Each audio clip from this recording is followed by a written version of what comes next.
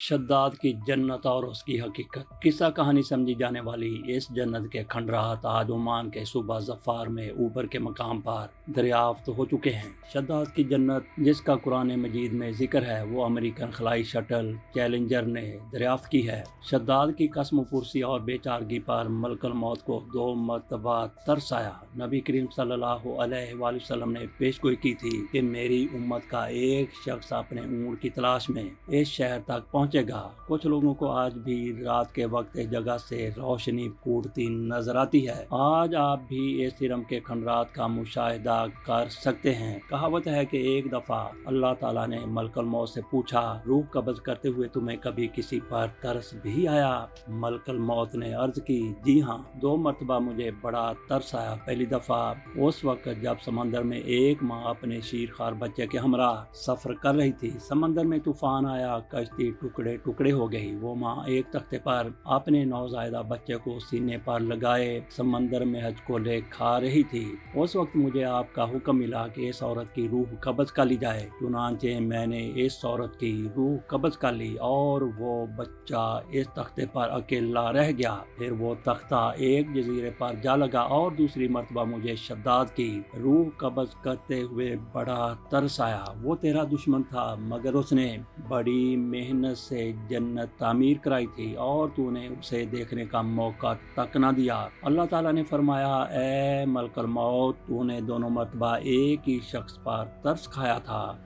तख्ते पर जिस बच्चे को तूने देखा था हमने उसकी परवरिश की, उससे इज्जत दी, उसे इक्तदार दिया। वो बदबख्त हमारा मुनकर बन बैठा और हमारी जन्नत के मुकाबले में अपनी जन्नत तैयार करने लगा। दरअसल शद्दाद ही वो शीर खार बच्चा था जिसकी माँ की रूह तूने कब्ज की थी। खुदा के इनकार का ये नतीजा तो दुनिया में है और आखिरत का अजाब उससे कहीं ज्यादा है। उस कौम के तज़किरे को कहानी समझा जाता था मगर इसी सदी में उस शहर के आसार बरामद हुए हैं जो अर्रुबा अल खाली के उस हिस्से में जो आजकल अमान में शामिल है। उसके आसार 1984 में खलाई शटल चैलेंजर की मदद से दरियाफ्त किए गए थे। ये शहर 3000 साल कबल मसीह से लेकर पहली सदी ईस्वी तक ऊँटों के इस कारवानी रास्ते पर आबाद था जहाँ से हिंद, अरब और यूरोप तक तजारत की जाती थी और ये अपने ज़माने का एक तजारती मरकज था।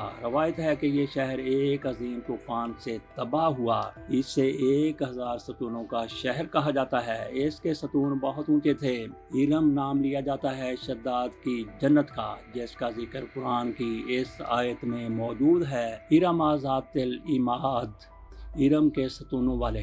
इन लोगों का ताल्लुक कौम आद से था और वो इरम नाम की बस्ती के रहने वाले थे। वो बस्ती बड़े बड़े सतूनों वाली थी। अमाद जमा है अमद की और अमद के मैनी सतून के हैं। आद नाम से 2 कौमें गुजरी हैं। एक को आदे कदीमा या आदे इरम कहते हैं। ये आद बिन औद बिन इरम बिन साम बिन नूह की। उनको आदे इरम भी कहा जाता है। अपने शहर का नाम भी उन्होंने अपने दादा के नाम पर रखा था। उनकी तरफ हजरत हूद अलैहिस्सलाम मबऊस किए गए थे लेकिन कौम आद की बदअमालियों के सबब जब उन्हें तबाह कर दिया गया तो हजरत हूद हजर मौत की तरफ मुराजियत कर गए। उनकी रहायश आकाफ के इलाके में थी। हजरत हूद की वफात यहीं पर हुई। आकाफ में बसने वाली इस कौम ने बहुत तरक्की की। ये लोग ताकत व कुव्वत के बल बोते पर पूरे यमन पर काबिज हो गए। 2 बादशाह खास तौर पर इनमें बहुत जाहो जलाल वाले हुए हैं। वो दोनों भाई थे। एक का नाम शदीद था जो बड़ा था, दूसरे का नाम शद्दाद था जो उसके बाद तख्त नशीन हुआ। ये दोनों वसी इलाके पर काबिज हो गए और बेशुमार लश्कर व खजाने उन्होंने जमा कर लिए। शद्दाद के बारे में मुख्तलिफ रवायात हैं। एक तो ये कि उसकी माँ जिस जहाज में सवार थी वो तूफान में डूब गया था और ये लकड़ी के तख्ते पर तैरता हुआ किनारे जा लगा जहाँ एक मेहतर ने उसको पाल पोस कर बड़ा किया। ये इतना मालदार कैसे बना, ये एक अलग कहानी है। दूसरी रवायत ये है कि ये आद का बेटा था। आद के 2 बेटे शदीद और शद्दाद थे। हजरत हूद कौम आद पर ही मबऊस हुए थे। आदे इरम का किस्सा। शद्दाद ने अपने भाई शदीद के बाद सल्तनत की रौनक व कमाल को अरूज तक पहुंचा दिया। दुनिया के कई बादशाह वो उसके बाज गुजार थे। اس دور میں کسی بادشاہ میں اتنی جرأت و طاقت نہیں تھی کہ اس کا مقابلہ کر سکے۔ اس تسلط اور غلبہ نے اس کو اتنا مغرور و متکبر کر دیا کہ اس نے خدائی دعویٰ کر دیا۔ اس وقت کے علماء و مصلحین نے جو سابقہ انبیاء کے علوم کے وارث تھے اس سے سمجھایا اور اللہ کے عذاب سے ڈرایا، تو وہ کہنے لگا جو حکومت و دولت اور عزت اس کو اب حاصل ہے، اس سے زیادہ اللہ تعالیٰ کی عبادت کرنے سے کیا حاصل ہوگا؟ جو کوئی کسی کی خدمت و اطاعت کرتا ہے یا تو عزت و منصب کی ترقی کے لیے کرتا ہے یا دولت کے لیے کرتا ہے، مجھے تو یہ سب کچھ حاصل ہے۔ ان کو عاد ارم بھی کہا جاتا ہے۔ اپنے شہر کا نام بھی انہوں نے اپنے دادا کے نام پر رکھا تھا۔ ان کا وطن عدم سے متصل تھا۔ ان کی طرف حضرت ہود علیہ السلام مبعوث کیے گئے، لیکن قوم عاد کی بدعمالیوں کے سبب جب انہیں تباہ کر دیا گیا تو حضرت ہود حضر موت کی طرف مراجعت کر گئے۔ ان کی رہائش آکاف کے علاقے میں تھی۔ حضرت ہود کی وفات یہیں پر ہوئی۔ آکاف میں بسنے والی اس قوم نے بہت ترقی کی۔ یہ لوگ طاقت و قوت کے بل بوتے پر پورے یمن پر قابض ہو گئے۔ دو بادشاہ خاص طور پر ان میں بہت جاہ و جلال والے ہوئے ہیں۔ وہ دونوں بھائی تھے۔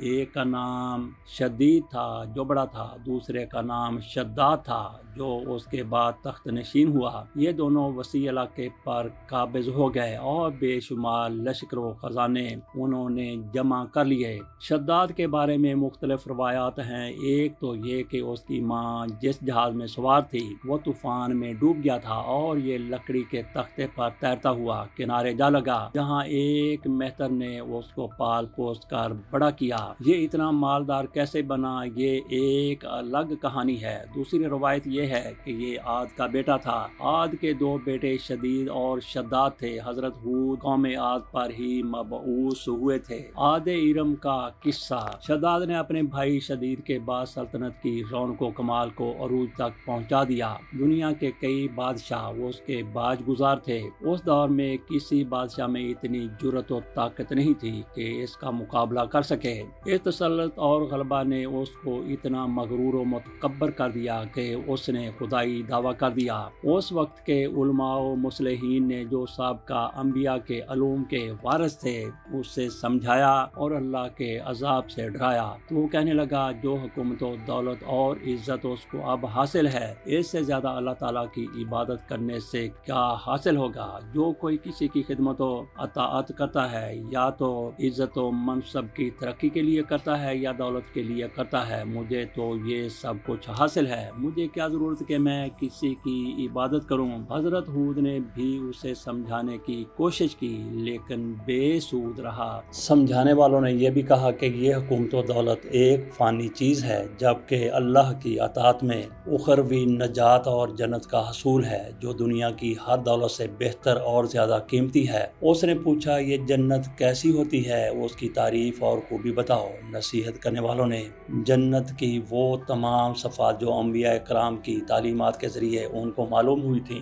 اس کے سامنے بیان کی، تو اس نے کہا مجھے اس جنت کی ضرورت نہیں، ایسی جنت تو میں خود دنیا میں ہی بنا سکتا ہوں۔ چنانچہ اس نے اپنے افسروں میں سے 100 معتبر افراد کو بلایا، ہر ایک کو 1000 آدمیوں پر مقرر کیا اور تعمیر کے سلسلے میں ان سب کو اپنا نقطہ نظر اور پسند سمجھا دی۔ اس کے بعد پوری دنیا میں اس کام کے ماہرین کو عدن پہنچنے کا حکم دیا گیا۔ علاوہ ازیں اپنی قلمرو میں سب حکمرانوں کو یہ حکم دیا کہ سونے چاندی کی کانوں سے اینٹیں بنوا کر بھیجیں اور کوہ عدن کے متصل ایک مربع شہر جنت جو 10 کوس چوڑا اور 10 کوس لمبا ہو بنانے کا حکم دیا۔ اس کی بنیادیں اتنی گہری کھدوائیں کہ پانی کے قریب پہنچا دیں، پھر ان بنیادوں کو سنگ سلیمانی سے بھروا دیا۔